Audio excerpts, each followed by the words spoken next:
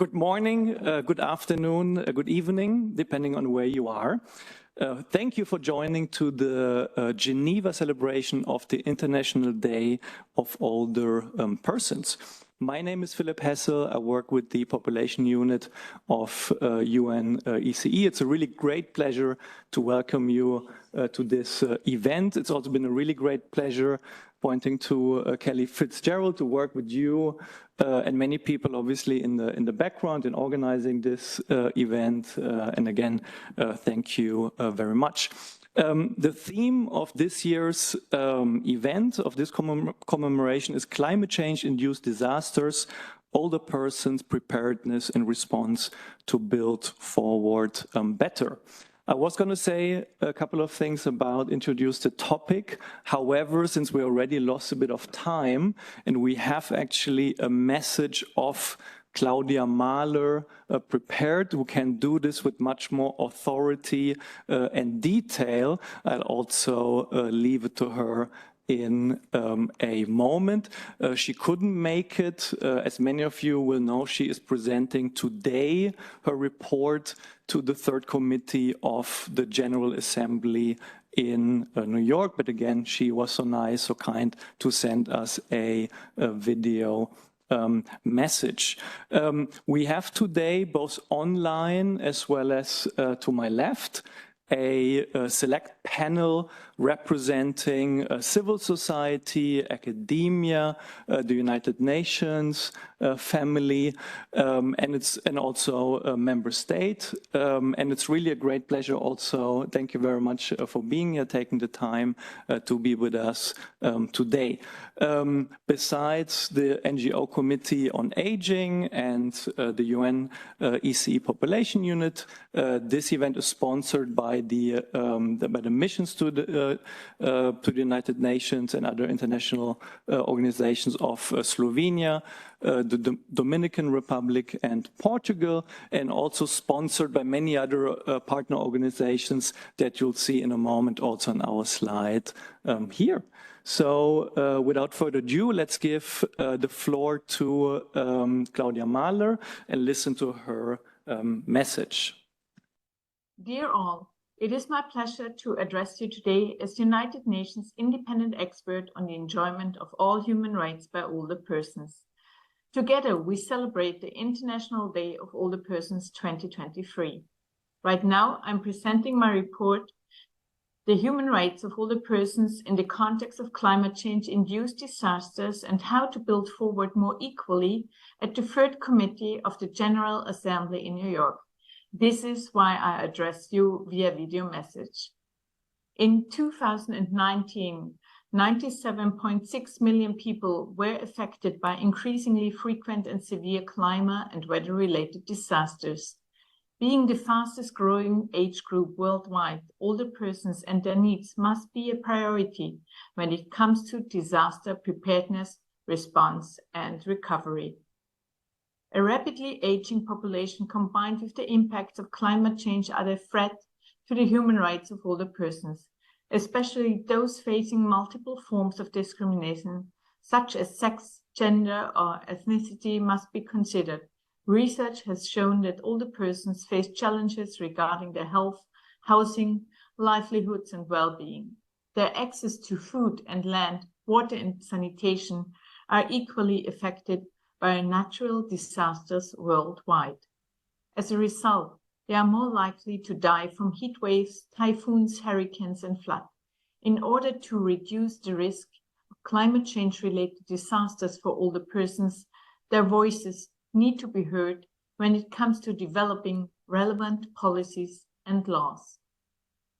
Despite their needs and challenges, older persons can and do make important contributions to post-disaster management and climate adaptation. Older persons may have survived similar disasters in the past. Their success in rebuilding their lives can be a source of resilience for others. Their knowledge is crucial to both coping with a current disaster as well as preparing for future ones. Community resilience measures are important to fight the isolation and inclusion faced by older persons. There are a lot of good examples to be shared. For example, I was informed that a support group for older persons developed phone cycles. During heat waves, they checked in on those in most vulnerable situations through daily phone calls. Such community resources are a valuable tool for not only protecting older persons, but also empowering them to build resilience. In that regard, the Human Rights Council recognized the need for emergency plans in response to not including ageist stereotypes and biases.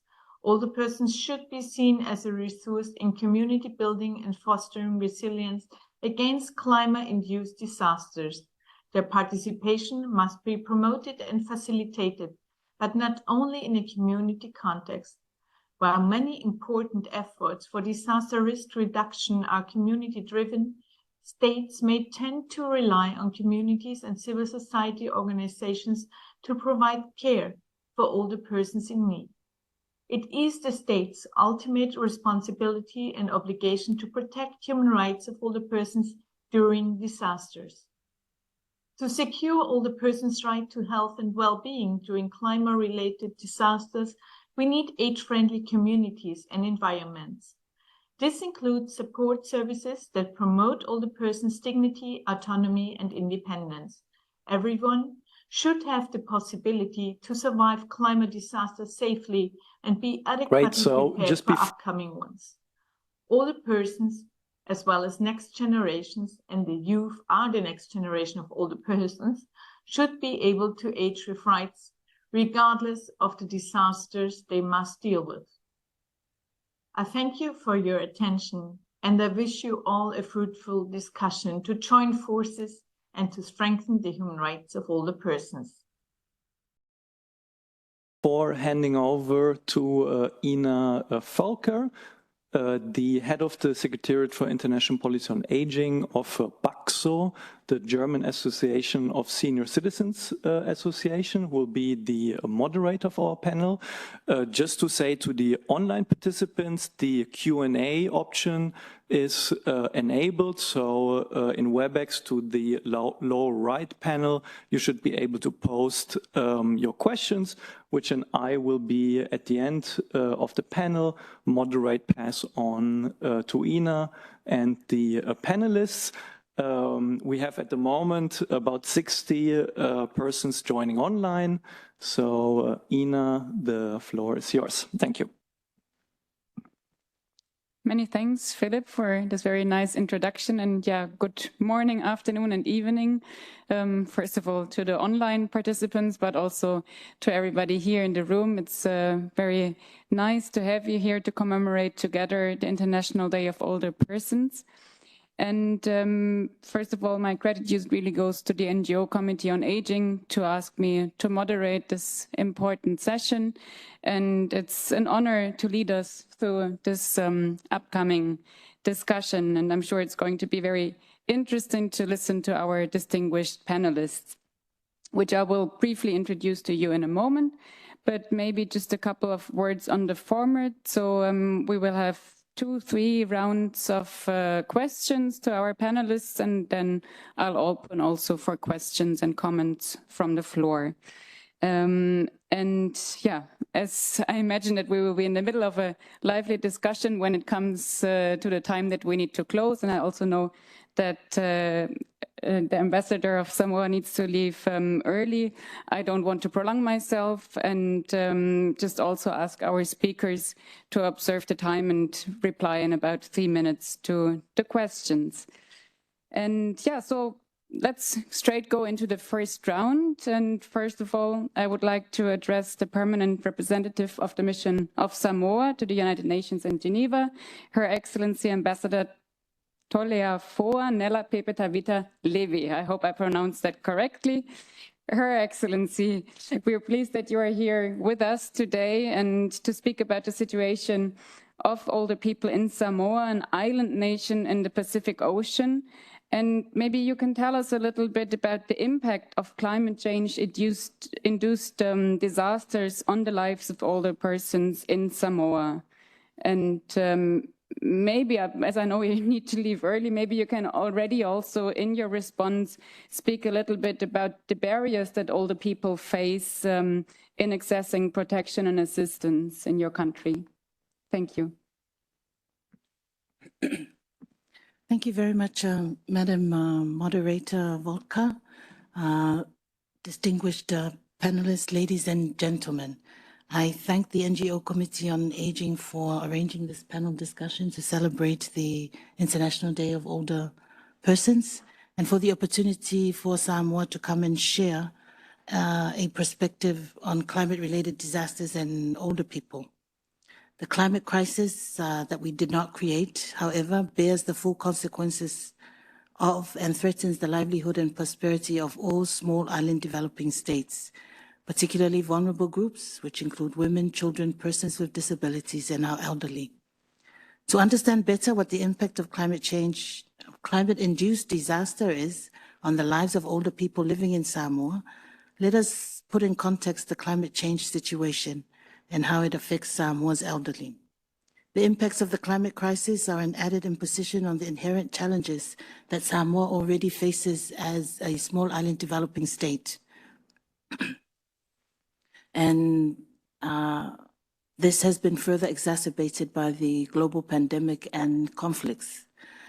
The latest science provided by the IPCC's synthesis report, and as highlighted in Samoa's National Climate Change Policy 2020, are troubling. The troubling global climate model projections and climate science findings for Samoa over the course of the 21st century. These include increasing air temperature and sea surface temperature by 2030, resulting in the rise in the number of hot days and warm nights, and a decline in cooler weather.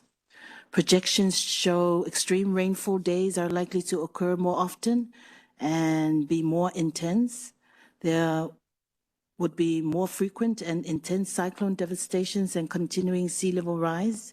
Increased ocean acidification impacts the health of our reef ecosystems, compounded by other stresses including coral bleaching, storm damage, and fishing pressure. With respect to older people in Samoa, the latest census in 2021 indicated that the total number of old age, 65 years and older, is 11,373 out of a total population of 205,000. Out of the 11,000, the majority of older people reside in the rural areas. Samoa's elderly make up 5% of the population and are amongst the most important, revered, and well looked after in Samoan society. However, the first Pacific Quadrennial Report highlighted that the elderly and other vulnerable groups are more often likely to fall into hardship and poverty. The Samoa Hardship and Poverty Report 2014 noted that 13.3% of the elderly were living below Samoa's national basic needs poverty line. Furthermore, the prevalence of disability is higher for persons 50 years and over. Hence, this affects the elderly population. Against this backdrop, I want to really highlight that in the Samoan culture, our elders are the core of the Samoan family, or the Ainga. It is rooted in our Christian faith to honor your mother and your father, that it may go well with you and that you may live long in the land. Our family dynamic is centered and built around love and respect for our elders, and it's within our cultural values that family members continue to live with and take care of our parents and our elders. So how does climate change induced disasters impact our care for our elderly? Displacement from their homes can result in mental stress when having to move into an unfamiliar and temporary environment away from connection to their ancestral heritage. They increase the risks of morbidity and mortality for elderly people who have medical conditions. These include cases of air pollution that can increase the risk of heart attacks for older adults, especially those with existing medical conditions, including diabetes, obesity, as well as in cases of extreme heat that can exacerbate respiratory illness and the increased risk of complications.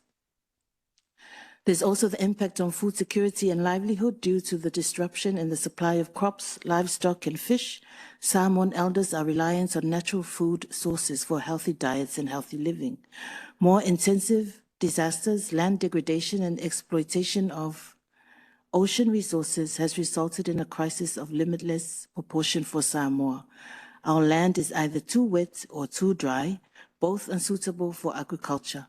Our waters are being exploited unsustainably while rising temperatures are extincting marine life. On the barriers that older persons face to access assistance and protection, the lack of infrastructure and awareness and limited emergency services are contributing challenges.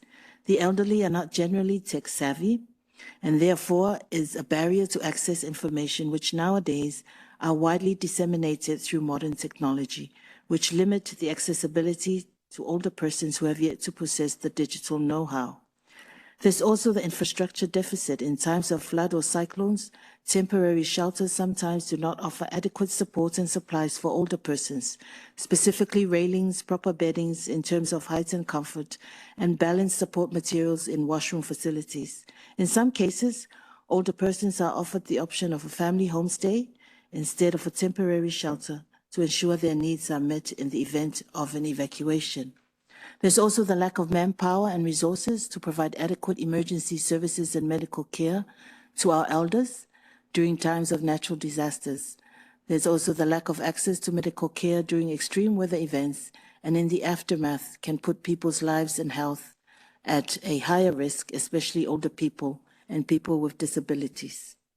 The government of Samoa recognizes these challenges, and through Samoa's pathway for development, the government is committed to maintaining and enhancing the social well-being of our elders, particularly providing equitable access to services and opportunities for those in hardship and poverty. Already, social protection measures specific for our elderly only include the senior citizen cash benefit old age pension system, free health care, and free inter-island travel. And the elderly were also beneficiaries of the 2 phases of the Samoa COVID-19 stimulus package. And I thank you for the opportunity to be able to share this about Samoa's elderly.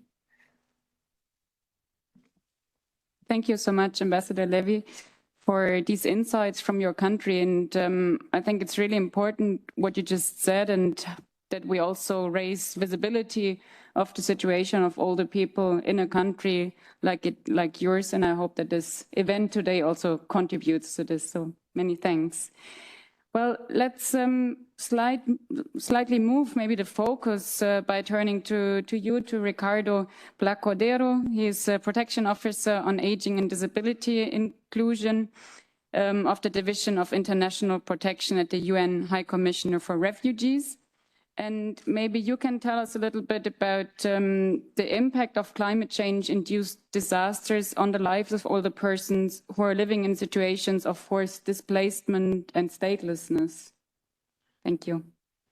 Thank you, and thanks. I would like to thank as well the NGO Committee on Aging and UNHCR, the organizers, and of course the independent experts, Her Excellency, the Ambassador for the opening.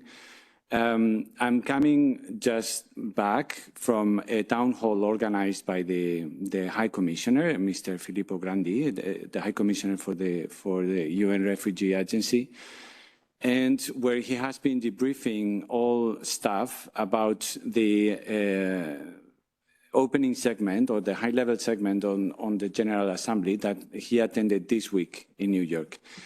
And the figures and the type of speech that he brought back is more alerting than any time before, right?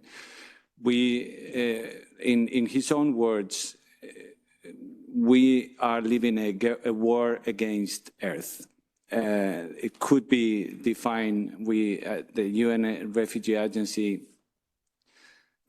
we are used, or our mandate is to work on situations of displacement, forced displacement, which include war and conflict, but never before we have realized that we are currently living in a situation of an open war at a global level against Earth and, of course, against humanity, but not alone.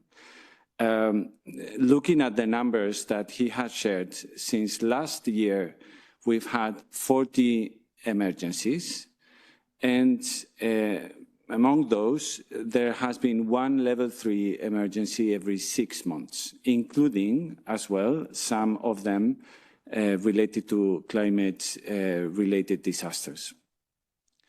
The numbers that were updated in terms of forced displacement, the trends that were put up to date just in July, were 110 million of people forcibly displaced across the globe, and they are considered already obsolete. And we are only 3 months away from July. And all this in what he has defined, in words as well of the Secretary General, a multipolarized world, where we have a multiplication of power, which could be and should be positive in other circumstances, where we have different power dynamics, but in a world that they would collaborate for unity. And that is not the case. It's a world that is polarized with different types of interests and without an adequate level of unity to fight against all this situation. In the midst of all this, we have older persons who are, according to the estimates that we could gather every year in the global trend reports, around 4% of all these forcibly displaced. We all know that those numbers underestimate the real numbers. And we can try to understand some of the reasons, which are part of their own situation of vulnerability, lack of registration, lack of documentation. So many of the older persons who are trying to flee do not have documents, do not have travel documents, and therefore are not accounted for. But not to take much time, if I could summarize what would be the impact, I think there is first an impact in a capacity to know. There is less information. Any community that is already formed by older persons who are nationals in their own communities may have an opportunity to access information that is life-saving in their own language or from their neighbors. For forcibly displaced persons, that is very often not the case because they don't speak the same language or they don't have access to digital means, as has been as well highlighted by Her Excellency, the Ambassador. The second one is the capacity to survive. Most of the populations who are forcibly displaced tend to live in areas that are more prone to disaster because those are poorest areas. And again, that lack of preparation, not having travel documents with them in case they are in a position where they have to flee because of conflict or a disaster, they may not be able to do it. We've seen this in Ukraine, we've seen this in Sudan, where the population that tends to remain behind are older persons, persons with disabilities. And the last point would be the capacity to thrive. Once a disaster or a conflict arrives to its peak and then starts entering into a moment of recovery or just staying in a situation that becomes chronic, there is usually a humanitarian response that comes with it. But we very often see that it's being increasingly digitalized and becoming less human and less relying on human interaction and relying more on solidarity as well, less in states' responsibility. So we see, and anticipating as well a word of caution that I would like to share, that humanitarian aid or support that is relying only on solidarity, including an intergenerational solidarity, will have its own risks. And I will share some later when we talk about barriers, if that is relevant. Thank you.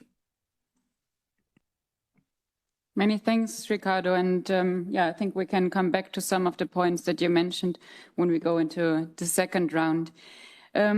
We have now heard about the impact of climate change-induced disasters on the lives of all the people in different situations. And I'm pleased to have with us online now Professor Katie Cherry. She is a developmental psychologist and professor for psychology and aging studies at Louisiana State University. And she can tell us a little bit more about the impact of climate change-induced disasters on the individual level. So, dear Katie, I hope you can hear us and we can hear you in a second. Do climate change-induced disasters impact younger people and middle-aged adults and older people in different ways? And if so, how? Thank you, Ina. Can you hear me? Yes, we can hear you. Great. Thank you. It's such an honor to be here today, and I'm grateful to the committee for giving me this opportunity. So as you mentioned, I am a developmental psychologist, so it's natural for me to ask questions about how people of different ages might be affected. And to echo the point that we've already heard from Her Excellency, the Ambassador, older people are quite often vulnerable in ways that the world may not consider. They are definitely less likely to survive a severe weather event. Young people, children, are dependent upon middle-aged parents to help secure their safety. So there are lots of different ways you can think about the impact of severe events on people of different ages. But my main point for today is to first recognize the greater mortality of older people, but perhaps more importantly, those who survive have a very important narrative to contribute. And older people who are healthy, who have had a lifetime experience of disaster exposures, they're usually better at coping. They can draw on prior life experience to help them. And they are pretty much an untapped resource in terms of environmental activism. So just to make the point that we should remember to include older people in the narrative of preparing for future disasters. Thank you. Great. Thank you so much, Katie, for this initial insight from your experience, and we'll come back to you in a bit. So we were already speaking now about people from different ages and also about the untapped potential of older people in the climate change discussion. And I'm very pleased that Noga Levy-Rappaport, a youth climate activist, is here with us today to commemorate the International Day of Older Persons. And maybe you can tell us a little bit from your experience, how might the intergenerational entrustment and or the exchange of political education benefit the movement for climate justice? Thank you. Thank you so much for having me here. I'm very grateful to the committee for inviting me here. I think firstly, the experience of youth climate activists in interacting with older persons' experiences and in honoring the experiences of older people in the face of climate-induced disasters is primarily two-pronged. As has been discussed, we share many systems of care that are often incredibly robust, not necessarily structurally from the state in every place, but are robust in a particularly communal sense, in that our dependency on others defines our childhood and defines our existence as we become more vulnerable later on in life. This shared experience results in an enormous amount of pre-existing shared solidarity amongst younger people and elder persons. And a huge part of what this can offer for the environmental movement is that we can have an enormous political exchange of ideas and experiences of wherein democratic and civil society successes that older persons have experienced in the context of activism on all social justice issues, particularly older persons who lie at the intersections of many vulnerable groups, as has been discussed by some of our other panelists, can offer an enormous structural way forward for the environmental movement, being that we can use our existing knowledge of forms of social care and economic care that we often have to offer one another ourselves in our own communities, where the preparedness on behalf of our states is not always adequate or has come as a result of a approach that is responsive and is post-disaster as opposed to one that is prioritizing mitigation ahead of disasters, and expanding those systems of care to protect our elderly and our most vulnerable groups before being struck by disaster, allows a space for us to generate stories of what might be different about our preparedness that occurs in a shared space wherein solidarity is already agreed upon and is already shared simply by these mirrored experiences, and that has an enormous degree of hope and change and reflection, wherein the vast majority of young people participating in environmentalist action have much experience of conflict and difficulty, but very little experience of structural change or change that they have seen on a global level that is truly beneficial to their future, which is a huge reason of why so many young people are at the forefront of so many of our social movements. Although many of our elder persons who are facing climate-induced disasters on the front line are rightfully demanding stronger protections, there is also the advantage and privilege of having had a huge amount of experience that young people do not have, and offering and exchanging that political education and these visions of hope can completely transform the messaging and communications which young people on the front lines of the movement for climate justice can then offer and can then adapt and can then allow to benefit everyone who is a part of the climate movement, everyone who's a part of the movement for climate justice, and can keep these notions of communal dependency and social care in the context of preparedness at its core. And I think we'll come back to that a little more later. Thank you so much, Nova. I find that very refreshing actually to hear, because often, especially through the media, there's this conflict, right, amongst the generations in terms of climate change that the media kind of generates. But when now listening to you, it becomes very clear that there's actually a huge amount of solidarity and a lot that you can learn from, where all generations can learn from each other and be much stronger together. So thank you so much for that first statement, and I'll be coming back to you. Let's move to our next panelist, Javeria Afzal, Climate Change Advisor with HelpAge International. She's also joining us online. And thank you so much for being with us. So maybe you can talk a little bit about participation of older persons also in addressing climate change related disasters. What measures are there in place to ensure a full and meaningful participation of older persons?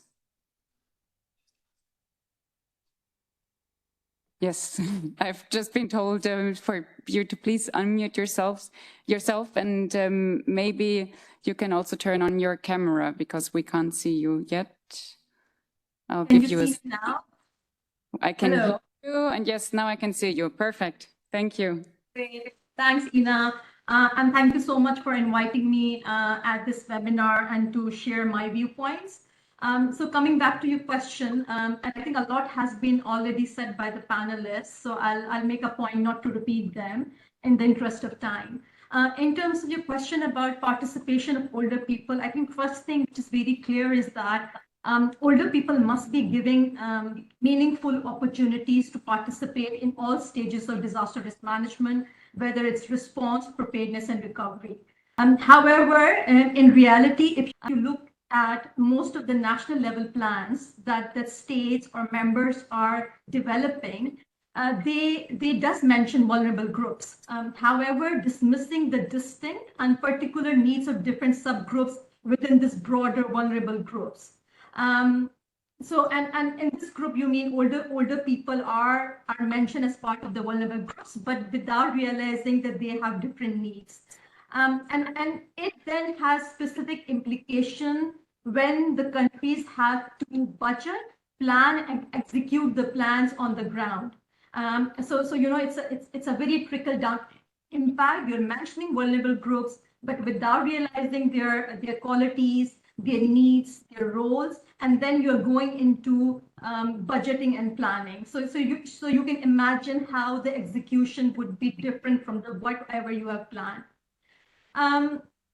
But seeing all this in contrast to invisibility of older person in international human rights treaties, the relationship between DRR, older people, and human rights have been mentioned in non-binding documents. So at least we have something that speaks about the role of older people in disaster risk management and how they are impacted by climate change, but also how they can cope with that. I think some of the pioneering document, which is unfortunately non-binding, is the Madrid International Plan of Aging, which deals with the older people's state in emergencies, at the same time asking the states to realize the needs of older people, but at the same time how you can realize the wisdom and the lived experience they bring on the table, and how we can. This role should be recognized in terms of the role they can play in for example, the reconstruction committees or recovery committees. I think the second example I would like to give is the Sendai framework of action on disaster risk management.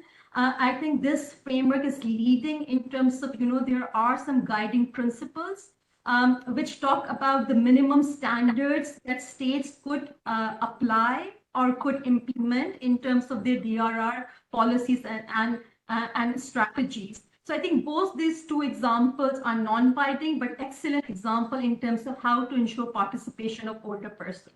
But going back to my first point, the important is that older people should be recognized as a distant group so that the proper execution of disaster management plans and action and strategies could happen on the ground. I'll stop here and then I will be able to add more in the second round of questions. Thank you. Great, thank you so much. And maybe when we come back to you, you can also elaborate a little bit more on the non-binding and what might be needed to improve the situation, but we'll come back to you. Yeah, I think we can move to the second round. And as the ambassador also already had to leave, Ricardo, I'm coming back to you, and we already covered this in part, but maybe you can elaborate a little bit more on the access to assistance and protection of older people in situations of forced displacement and statelessness, and also elaborate a little bit more on the barriers that older people face. Thank you. Continuing with this approach of leveraging from other existing human rights treaties, I think there has been many lessons learned from the Convention on the Rights of Persons with Disabilities. First, in understanding that the issue is not within the person, so shifting the focus from frailty or incapacity to the environment, to an unaccommodating environment, and classifying those barriers. So attitudinal, environmental, information, physical, institutional barriers. That is very useful, and I think is something that will help as well in hopefully, well, the development of instruments, legally binding instruments on the rights of persons with disabilities. However, I think that there is a very key element that is a lesson learned based in my own experience. If we could or we should reduce all these barriers to one, it would be attitudinal. We cannot say that because an older person has no access to a reception center or a distribution center, it's just because it's a physical barrier. There is a way of taking out of ourselves the responsibility and saying, well, there is a physical barrier, there's distance, or there's an inaccessible mechanism. Information is not digitally accessible, and we are somehow removing the responsibility. There has been a decision behind that, right? There has been a chain of decisions, and those decisions are based in attitudes. If we do not work on enhancing inclusive attitudes, the rest of the chain of barriers won't be addressed. That, I think, is one, not to repeat what we always say, right, in terms of the barriers that are faced, and I think less in this type of environment. The other aspect that I wanted to say is that concern on relying too much in solidarity, both professional solidarity as NGO, but as well intergenerational solidarity. There is as well a risk, and I want to be very respectful here because it's not something easy to share, right? But in evidence that we have seen on risks that older persons in particular may face in situations where we are relying on not really accountable systems, or systems where there is very low levels of accountability, such as in solidarity type of systems. And again, trying to be very respectful here. One of the issues that is very often coming through for the population of older persons is abuse, exploitation, deviation of it, because there is not sufficient systems. To put it in a very simple example, if a person in Cameroon, an older person who is displaced in Cameroon, needs to access mobile money, well, money through a mobile, that is one aspect already. That is a digital barrier. A person with a very low digital literacy who hasn't owned a phone before, we are laying grounds for a situation of abuse where either humanitarian workers, and they could be as well UN workers or NGO workers, or people from the community who offer help, may maybe swap the SIM cards. And this is something that is reported very often when there is a possibility. Without wanting to accuse anyone about that, but stating a reality that accountability and accountable mechanisms are very important to prevent abuse. However, we are not there yet, because attitudinal barriers, when they become, organized, become institutional barriers, right? And for example, the case of not having sufficient resources for case management in situations, so when a person enters in a situation of abuse, either externally, the community, or a situation in engaging with humanitarian aid or others, or within the household, we know that there are very strong systems for child protection, and there's child protection case management, humanitarian-led, but as well facing or finding ways to then strengthen national systems. Gender-based violence has a pillar in the NAOR, in the global protection cluster, etc.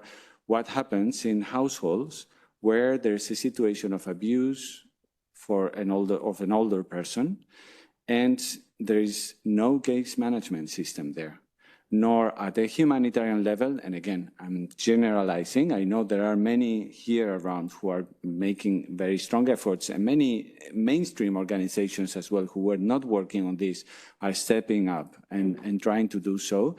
But the problem is then at national level systems. When they want to hand back those systems, they can't. And this, for example, for UNHCR has been identified as a priority for as of next year, to start with help, hopefully from the Netherlands, from the Kingdom of the Netherlands, in a project, including a system to develop a model of case management that is comprehensive enough and can cover other situations of abuse. Thanks.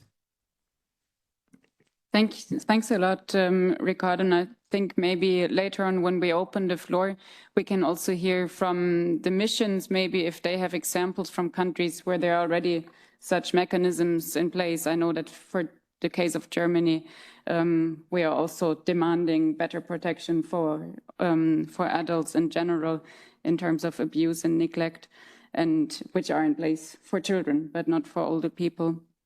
Katie, I would like to move to you again and look a little bit more at the individual level again. We have now heard about barriers, about different risks, vulnerabilities, but maybe you can tell us also about what are the factors that contribute to older people's resilience in the face of environmental threats and the changing climate. Ina's point about resilience, I'm so glad you brought that up. Thank you for the opportunity to talk about resilience, because that's part of my central take-home message. Living in South Louisiana, this geographic area of the United States is subjected to repeated severe weather events, hurricanes, floods, and so forth. So we see older people experiencing not one, not two, not three, maybe even 4 catastrophic events across their lifetime. So they have a wealth of knowledge to draw on. And some of the factors that promote resilience among older people are internal to the individual.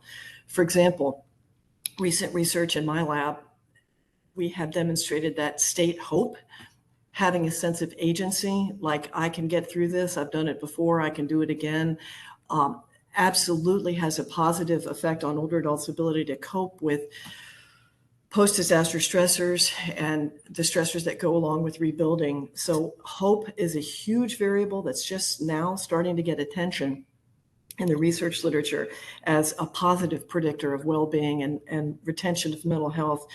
The individual in his or her social network is another variable to think about. Older people who have access to social support, even if it's only perceived, tend to do better over the long run with coping with post-disaster stressors. So social support is another huge variable. And finally, resilience, in addition to individual level factors like social support and state hope, resilience can be enhanced through participation in community-based groups. For example, in South Louisiana, we have a very strong faith-based community. So an active role of churches in helping people of all ages recover after disaster exposure is another extremely important and possibly untapped resource that can be very beneficial for older adults. Thank you. Great, thank you very much for sharing these insights, Katie. And let's look again to Noga and tell us a little bit about the responsibility also of young people in both supporting the active agency of older persons and also the elimination of age discrimination in the context of climate change. Thank you, Noga.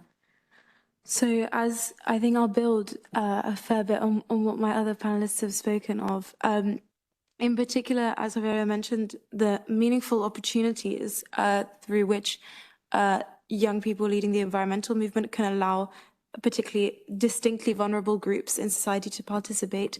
This is a dual-pronged responsibility. So exactly as Katie discussed, it particularly means focusing on localized and decentralized activism where elder persons who are already likely to be linked very strongly to community-based groups can connect even further to local community activism which is taking place, which is not only more accessible, but is also distinctly more direct and often more actively successful, although not always, but a form of activism that can offer a more immediate response from local municipalities and authorities. The other side of this is that those reflections of those accessibilities, that is, those who are less able to travel, those who are less able to connect with not just relatives, but with all of their social network who are further away, regardless of kind of border or immigration status, means that young people in the environmental movement also must acknowledge those limitations and collaborate directly with organizations of older persons and individuals on transforming our communications framework as a movement to allow activists and organizers of all ages to promote messages of climate justice and preparedness for elder people. That is to be more than just inclusive in our messaging, but to rework the structural demands which we offer, and to focus even more particularly on, as discussed by almost everyone really, on healthcare and housing, and the importance of having this available robustly at structural levels and globally, and that this must be something which is offered to everyone, regardless of their immigration status and regardless of their relationship to members of their community, both local or domestic. Thank you.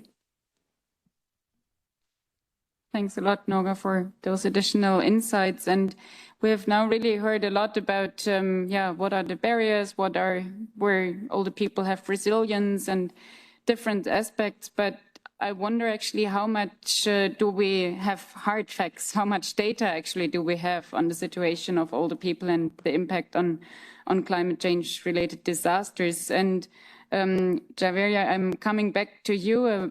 Can you tell us a little bit about what kind of data is actually available and collected at national and local level? How much is it disaggregated? And what do we know and what maybe is missing as well? Thank you. Yeah, I think, thanks Ina for this question. I think what we are witnessing and hearing from our network members, considering HelpAge is a network members of almost 170 network member organization, and we are almost in 91 countries. And most of the network members are reporting there is a huge data gap in terms of impact of climate change on older people. And every time a disaster hit the community, and either it's at a small level, at the national level, or at the level when it crosses the boundaries, it seems like starting from a clean sheet of paper. And if this is the case, then you just can't look into how you are building the resilience of older people. So without having the baseline and the data, how come you can see how the resilience of older people is being increased for the next disaster? So I think in terms of taking the key message, the disaster risk management plans that different countries are developing at different levels should have disaggregated data, collected, disseminated, and communicated to all the key stakeholders. Disaster risk management plan should have information on age, sex, race, disability status of people who are most likely to be impacted by disasters. And once a basic system is established, that could be further improved each time a disaster hit the communities. And this data could be utilized not only by the disaster management institutes and other stakeholders, but could likely be taken up by the research and academia as well.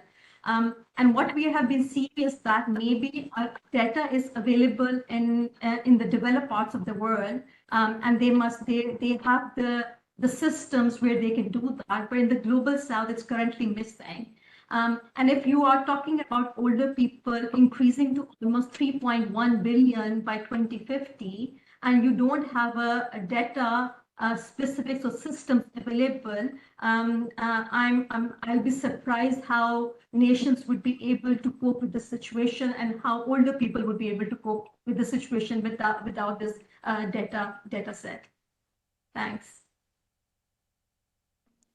Thanks a lot for highlighting the lack of data, really, which I think is a general issue, probably a general issue in the climate change bubble, let's say, but also a general issue in the older people's and aging bubble. I was just looking at the time, and maybe instead of going to a third round, I would very much like to engage our audience now. So either here in the room or online, also see if people have questions, comments, or maybe also our panelists have questions to each other. So maybe I hand over to Philip. He's having a look at the chat, and people also here can Exactly. So just again, to those joining online, please put your questions if you want in the chat. So I start with the question which is already here, asked by Holly Dabel-Kosherne from the Ohio State University. By the way, also to everyone, if you posting questions, if you want your name to be read here, as in this case, just state it after your message. Huh? So there's a question regarding the World Health Organization's age-friendly city network, saying that currently among its domains, there would not be any domain relating to climate change, climate resilience. And the question is whether it would make sense to include such a domain, potentially as a cross-cutting one.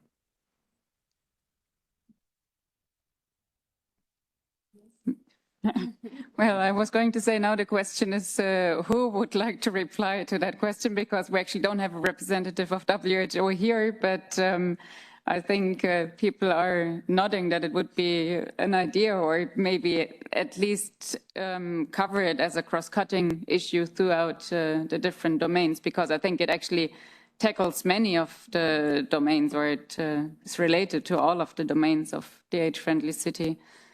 I see actually Javeria has raised her hand, perfect. So over to you. Yeah, thank you, Holly, for this question. I think really appropriate question, and this is something that the teams at HelpAge has started to look at. We are collaborating very closely with WHO on this age-friendly network, and this concept around age-friendly cities and communities, I think, is a fantastic, considering we are seeing a lot of population moving to urban areas, and older people are not behind that. You're seeing older people moving to peri-urban areas, and it's a demand of the time that we have more age-friendly cities and network. And if we are talking about age-sensitive cities and network, why not have more greener as well? This added component of climate and resilience would make a lot of sense, and maybe give us new entry points to go into the space, which might not be the classic category for climate change practitioners or DRM practitioners to go into, because we sometimes have this notion of standalone programming. But I see there could be one of the entry points where climate and resilience could be attached to that. And this is something that we are trying to do within our HelpAge network as well, and to include one of the criteria under the age-friendly cities. We have initiated this work by developing a guide. I'm happy to share that guide with this group as well, and we would like to build on that. And include more climate and resilience ingredients within this broader framework, and to bring more discussion and harmony with different themes going on. Yeah, thank you. Thank you. There is a second question. Or did anyone else want to? Yeah. So there is a question, Ricardo, for you. Saying and referring to the European care strategy, and saying that agreeing with your statement that the plan and law would be necessary worldwide. And the question is from the UN side, are there any such plans or legislations in this regard that you are aware of? Thank you. Can I just clarify the question? If there is a specific law in terms of care, or more at the large, I mean, in a global, or considering other rights of older persons? I'm not entirely sure from reading it. Maybe to the person that just posted it, would you like to specify? In the global, but are you referring to the European care strategy as maybe a blueprint for the global stage that should be maybe serve as an example? Is that the question?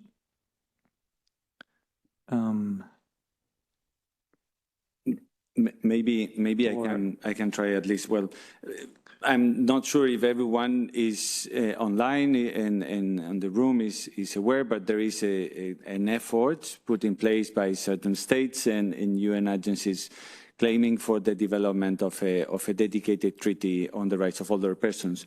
Of course, it should include this type of provisions, among many others, and those provisions should be brought together through a very strong participatory process. I think there is still a gap in terms of adhesion to the development of a treaty, and in part is because there's not enough voices and evidence on what are the gaps existing in other treaties and in the Universal Declaration of Human Rights to address specific issues faced by older persons. There is as well, I think, a need to consider, we've been talking about older persons as a homogeneous group. I try to bring a little bit the displacement element. There has been mentions to disability, but we need to see as well gender, how does its gender and sexual orientation, gender identity, I mean at large, and indigenous populations understand better through consultative processes what are the different risks and how they intersect to better define that instrument. But in principle, there is a plan that is in place. Well, starting the plan.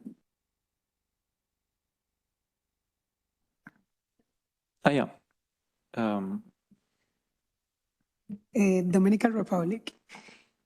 Today that we are here gathered to celebrate the Day of Older Persons, a day dedicated to honoring and recognizing the wisdoms and experience and invaluable legacy that our elders bring to our society, I would like to point out and that was thanks of the Dominican Republic Ambassador, Julia Alvarez, that we celebrate today, the 1st of October, as the Day of our Elders.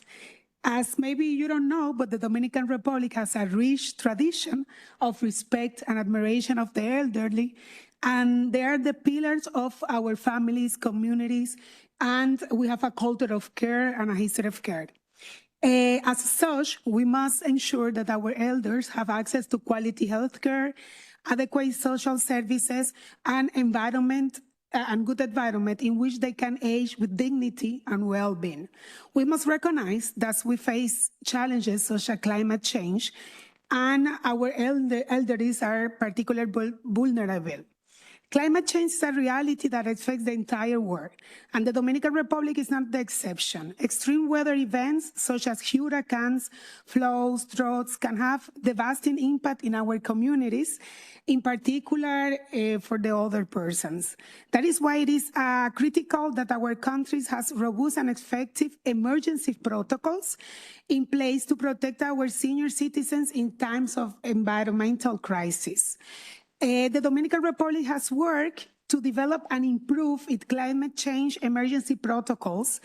Like early warning system has been implemented, safe shelters infrastructure has been strengthened, and awareness campaigns have been conducted to inform seniors on how to be prepared and protect themselves during extreme weather and hurricanes conditions.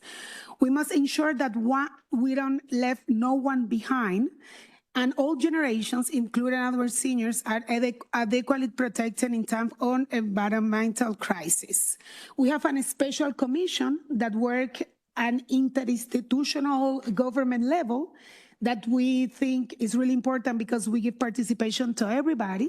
I'm going to share with the organizers the protocol that the Dominican Republic have, how we deal, what happened when we have like a hurricane, what happened with the houses, and also we had the visit this year of the independent expert, and she also pointed out this kind of protocol of the Dominican Republic that can be an example for the region in the Caribbean Caribbean when we have this kind of a special situation. I'm open to bring them to the organization, and thank you to point out this special event that I think we need to raise more awareness about our elders, because we have elders and we're going older. So thank you.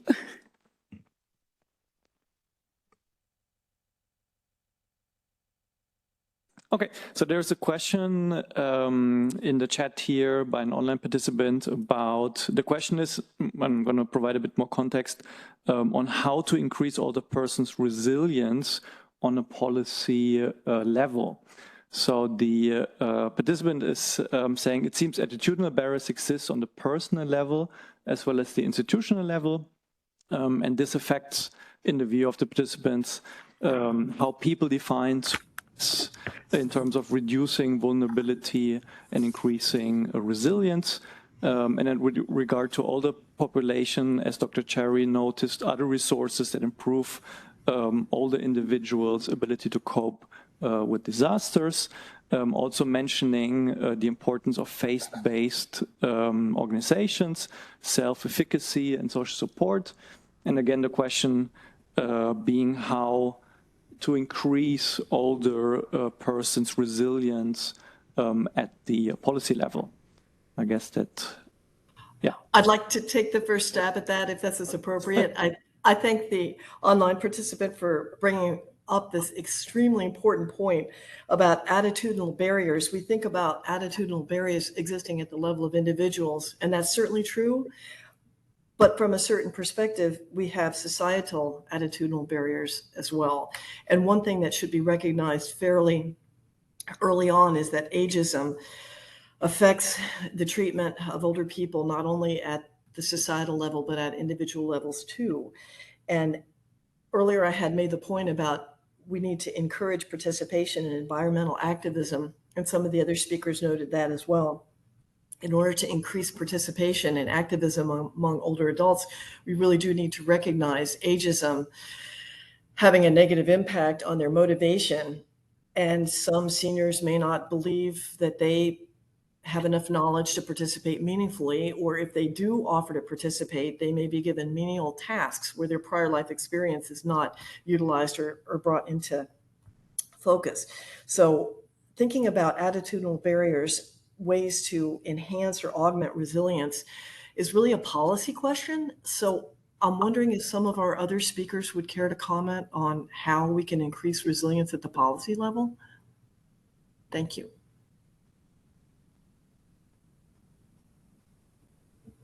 I can try, at least from a perspective, of course, of the policy that drives the work of UNHCR. It would be, of course, the Convention on the Rights of, the Convention on the Refugee Convention, the 1951, but then the Global Compact on Refugee. We are just 2-3 months in December towards working the Global Refugee Forum. So it is a forum that brings together civil society, academia, states, other UN entities to work together to achieve the objectives of the compact. And one of them is enhancing self-resilience of refugees. There are many ways in many pledges or commitments that are being shaped around resilience. Of course, socioeconomic resilience is one of them. And very often we see that socioeconomic efforts do not consider older persons as a population, a targeted population. So already addressing that aspect and considering that older persons are not a homogeneous group from 60 plus or 65 when we think of older age as a pensionable age, that there are still older persons who can and want to continue being producing assets and or productive assets or contributors to their society. So considering that, but also seeing, for example, acknowledging, coming back to what I was saying of a war against Earth where there's going to be massive displacement of populations. If we see now displacement happening in punctual basis in different regions because of punctual phenomena, disaster, war, etc., when climate-related events will start to unchain, we will see massive displacement. And the idea of having as a way of responding to displacement, just stronger border control will not work. And the only way that we can try to anticipate what are going to be some of the flows and then respond with capacity that is taking into consideration, for example, digital technology, but as well in a transitional way, how we can engage with humans only to give dignity, right? And this is where I wanted to come. Giving information, providing possibilities to flee or to take decisions, to stay when they want to stay in a humanized way, accessing what can be the minimum, where they want to decide to stay, because some people may decide that would be an adequate way. Of course, all that then has to be reflected in policies, right? What is your right? Do you have a right to stay? Do you have a right and you're supported to flee, etc.? Would be how all this then is broken down into policies. Thanks.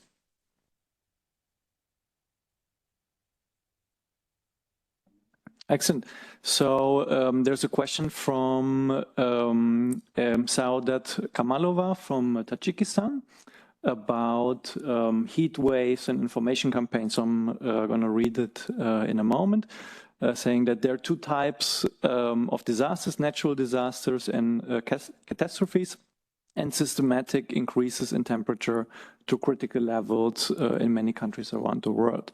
And the question is, are there any examples of information campaigns among older people aimed at informing about the rules of behavior at high temperatures? According to Saudat, no work on this topic would have been carried out, occur in her country, Tajikistan.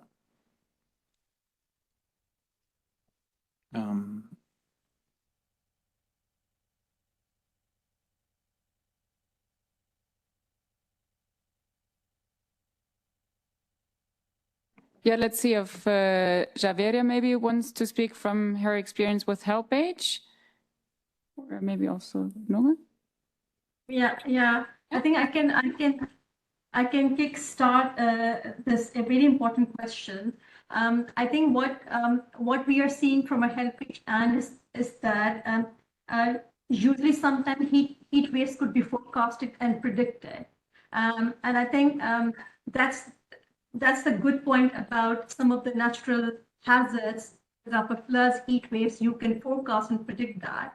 And that's the time where governments need to put up their contingency plan and planning for how to deal with that.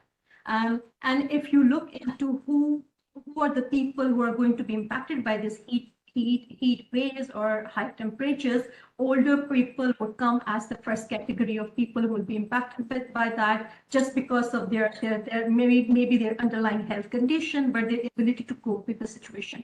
If that's the case, then the government should have information campaigns, contingency plans, how to prepare in advance. What I have seen as part of the humanitarian assistance and preparedness work, usually media plays important roles in terms of disseminating that information to the people and what precautionary measures can be taken in advance. So I think this access to information and this information should be conveyed to the older people as well. There could be different channels to do that. What I have seen in Pakistan during the heat wave and in India as well, that there have been some camps established in the local communities where information has been disseminated.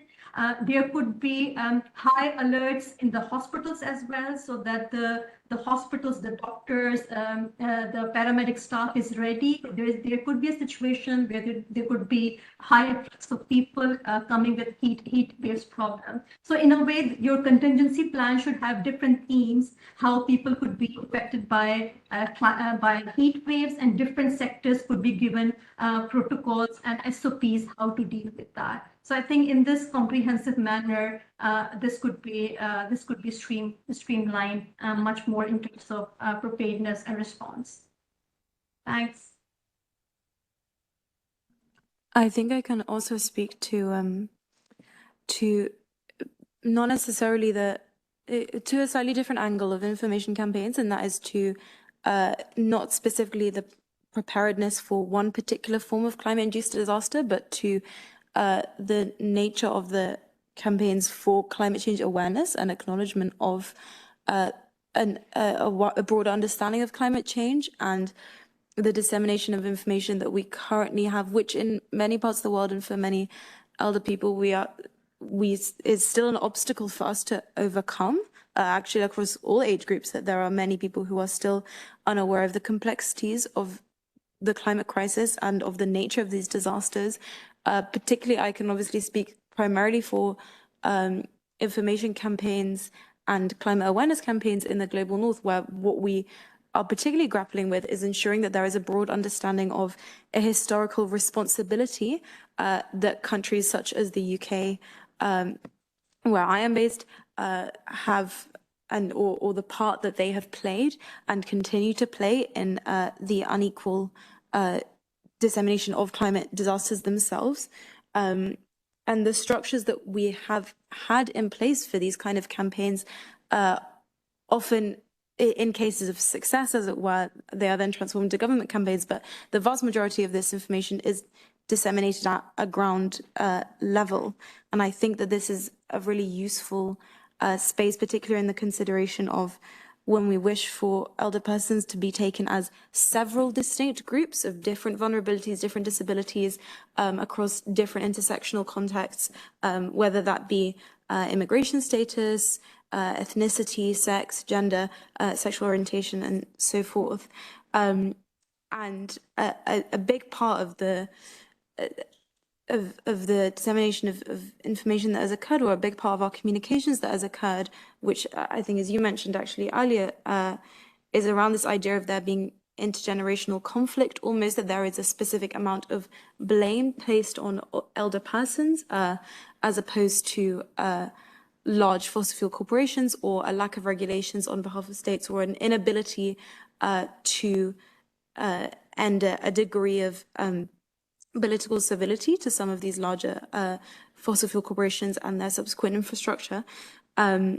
And this narrative has also led to, particularly in my experience, has led to a really large amount of elder persons being turned away from wishing to participate in the climate movement, feeling that it is somewhere that will not seek to be inclusive of them, or will not make space for them, on the basis of having elder persons be the kind of catch-all term for those responsible for climate-induced disasters.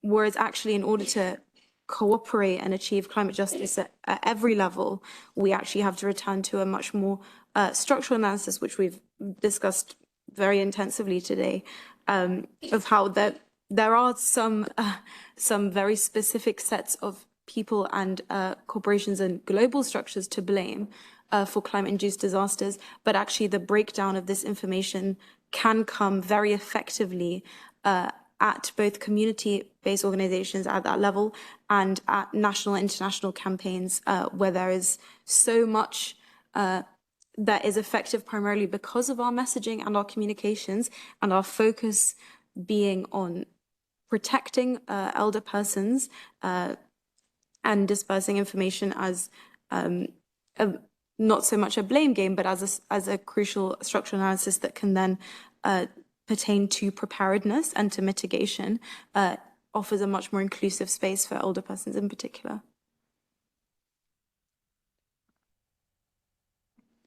Well, thank you so much. And I think looking at the time, I'm sorry that we don't have time actually for our panelists to deliver kind of a final takeaway message, but I rather want to observe the time, and I think you all had very clear messages already in your statements, so I think we're very good on that. And thank you so much again for your contributions, for being here with us. From my side, thank you, but now I hand over to Kelly, who is doing the proper. Thank you. Just real briefly, because I know we are out of time, I just want to emphasize that today is the International Day of Older Persons that we should be celebrating. It's a positive thing. So there is a lot of work, a lot of work that needs to be done to address this topic, but there are a lot of good things that are happening too, and we should recognize, you know, countries are trying to make a movement towards improving the way they can respond to older persons from climate-induced disasters. I think we should also recognize that there's a lot of empowerment that's building around older persons, and then also intergenerational, our work around intergenerational really needs to grow, and we need to build on that because it's super important. Just to quickly mention that Kim Stokel, who is our rapporteur for today, will be creating a short, brief report from this event so that you all can take that away and share that with your colleagues, because I know you all are doing great work in this area, even just by attending and becoming more informed. This is fantastic. And we do, the NGO Committee on Aging does have a subcommittee on climate change. And so if you're interested in working with us around this issue, please contact us. And all of the report, and I believe there's going to be a recording from today as well, will be available on the UNHCR website, and we will also put it on our committee's website as well. So with that, I want to thank everybody, including my fantastic team that organized this event and UNHCR for all the support, and it's been lovely working with you all. I'd like to wrap up today and say thank you and goodbye to everyone. Thank you.